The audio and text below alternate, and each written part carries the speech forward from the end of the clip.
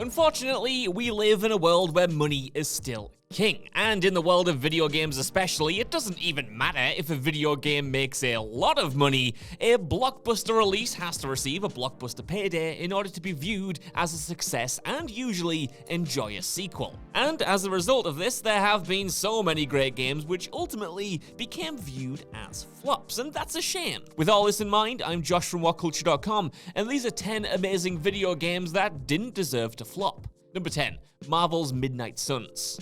The first of two Marvel superhero games on this list, Midnight Suns is an incredible blend of tactical turn-based combat and RPG character building, all set within one of the most compelling fictional universes around. Building on what the developers already crafted in the genre-defying XCOM 2, Midnight Suns allows players to pick from a multitude of different heroes and embark on challenging missions during the day, before returning to base by night to spend time strengthening their relationships and indulging in the aforementioned RPG choices. And it's that second element that's surprisingly the game's biggest strength, as hanging out with the likes of Blade, Wolverine, Spider-Man, and more is a comics fan's dream come true. Despite an excellent, lengthy campaign though, Midnight Suns didn't manage to succeed in finding an audience.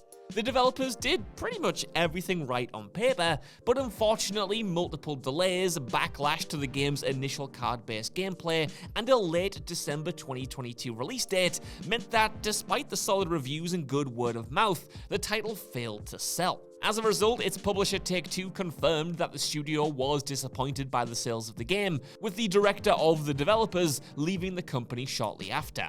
Number 9.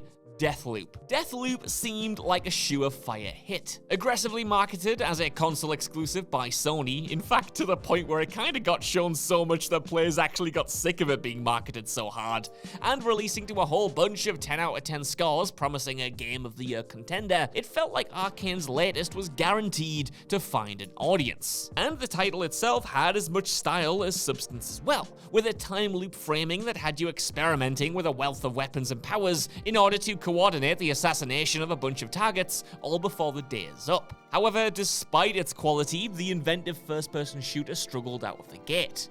Its rave reviews ultimately meant little, as launch day arrived with many people asking the question, is Deathloop overrated? As this discourse started to dominate in online spaces, it meant that players were skeptical, and Deathloop ended up with the lowest sales in the developer's history. Now, part of that is of course down to it being a PS5 console exclusive, but even with that in mind, it's clear that the game underperformed for such a critical darling.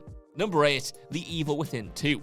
The Evil Within 2 is one of the best survival horror games of its generation. Everyone talks up Resident Evil 2 and the recent Dead Space remake for good reason, but Bethesda's sequel absolutely deserves to be remembered for its genre innovations, managing to blend scripted horror set pieces with a more player-driven, semi-open world design. Leagues above its admittedly shaky original, The Evil Within 2's tight shooting and creative narrative delivered some of the genre's most memorable moments, and yet didn't reap the same rewards that the other aforementioned horror games did. Why? Well, it's not entirely clear. Perhaps it was the tepid reaction to the original that led many to assume that a sequel would just be more of the same. Maybe it was a lack of marketing from Bethesda themselves, who at the time was a publisher notorious for letting great games come and go unannounced. Or maybe it was simply released a few years too soon, before classic survival horror experience were truly repopularized. Whatever the reason though, it is a damn shame that it sold a mere quarter of The Evil Within 1 and didn't make enough money to guarantee a sequel. Number 7, Batman, the Telltale series.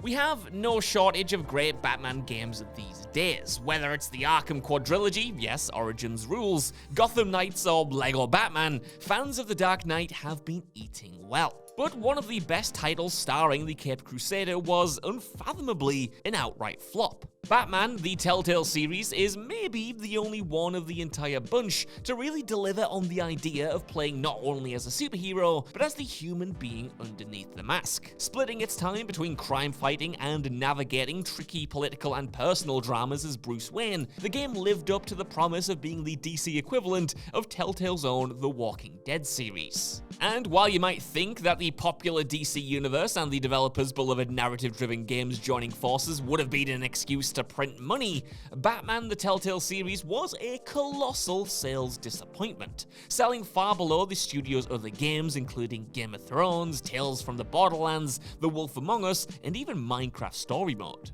It still received a second season, but that sold even less despite keeping the quality high.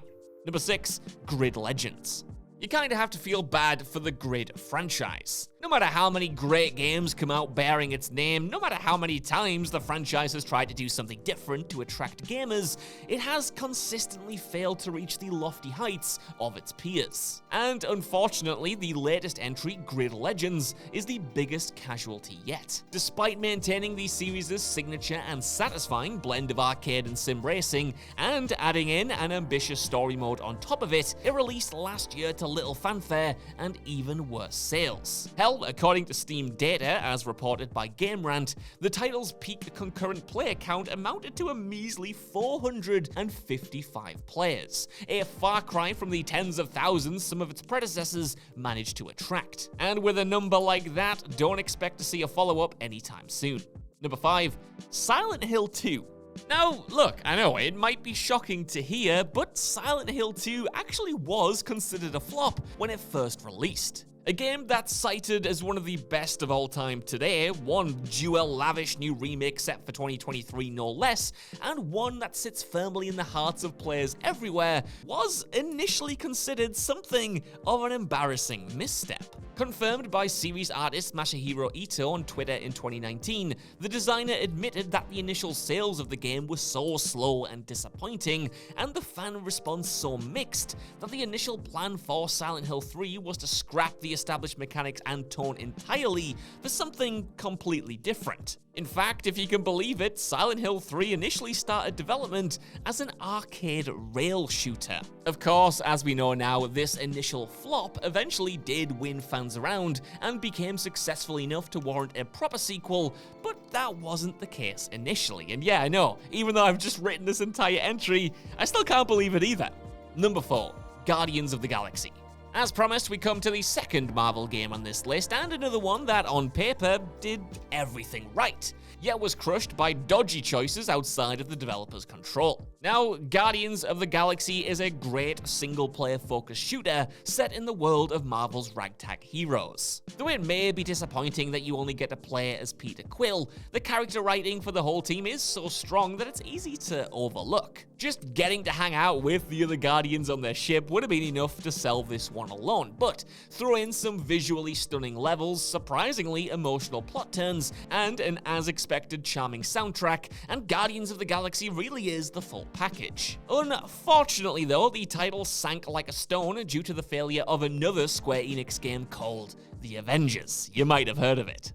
That notorious release was one of the biggest gaming disappointments of the entire decade, and as such, many players were rightly skeptical about picking up Guardians, not helped by marketing that didn't totally make it clear exactly what kind of game it even was. As a result, despite deserving way more, Square Enix's title came in well under expectations sales-wise, and is unlikely to get a sequel. Number 3, Sunset Overdrive. When you think of Insomniac as a company, you think of hits. Whether it's Ratchet & Clank or Spider-Man, the developers have been cranking out great games for Sony consoles for decades. So it's perhaps maybe a little bit fitting that the one foray onto the rival Xbox didn't manage to spark the same interest. Sunset Overdrive, even to this day, is an inventive anarchic open-world game that mixes the wacky weapons of the developer's own Ratchet & Clank series with the grinding system of Tony Hawk's Pro Skater. And yes, I know, it sounds like a strange mix, but it actually worked wonders, making for an addictive gameplay loop bolstered by an interesting and colourful sandbox. But that wasn't enough to make it a hit with Xbox players. Admittedly, as an Xbox One exclusive back when that machine was the laughingstock of the industry, it might have never stood a chance to begin with. But a wonky reveal trailer which emphasized the title's cringy meta humor didn't help endear the game to fans either. So it's not surprising that the title has never received a sequel, and Insomniac itself was sold to Sony a few years after this title's launch. Number 2, Need for Speed Unbound.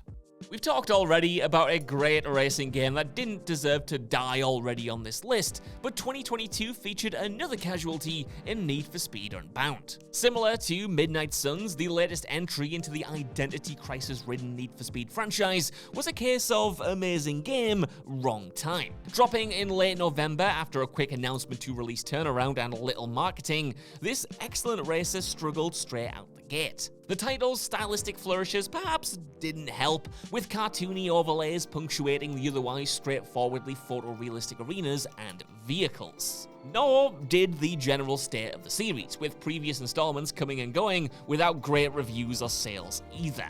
But Unbound itself was a brilliant return to form and a treat for fans of arcade races. Reviews and impressions reflected that too, but it didn't stop the game from debuting at a dreadful number 17 in the UK charts the week it launched, making it an undeniable flop, or as one report put it, a quote-unquote mega flop.